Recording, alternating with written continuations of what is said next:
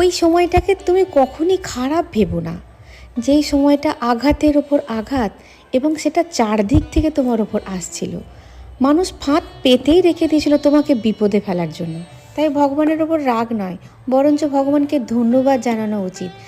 সেই সময় ভেঙে পড়েছিলে ঠিকই, কিন্তু নিজেকে নতুনভাবে গড়ার চিন্তা ভাবনা কিন্তু সেখান থেকেই পেয়েছো। নতুনভাবে বাঁচতে শিখেছো, নতুন কিছু ভাবতে শিখেছো। এটা আমি বলিনি, এটা স্বয়ং শ্রীকৃষ্ণ বলেছেন।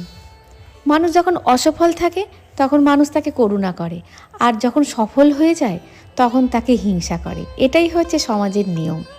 আর যারা হিংসা করছে তারাই কিন্তু তোমাকে অসফল অবস্থাতে অনেক কথা শুনিয়েছিল, আর এখন তারাই চাইছে তোমার একটু সান্নিধ্য পেতে। তাই তো ভগবান বলেছেন, বারবার পড়ার পরেও যে বারবার ওঠার চেষ্টা করে সে দায়টা তার, কিন্তু ঠিকঠাক জায়গায় নিয়ে যাওয়ার দায়িত্বটা আমার।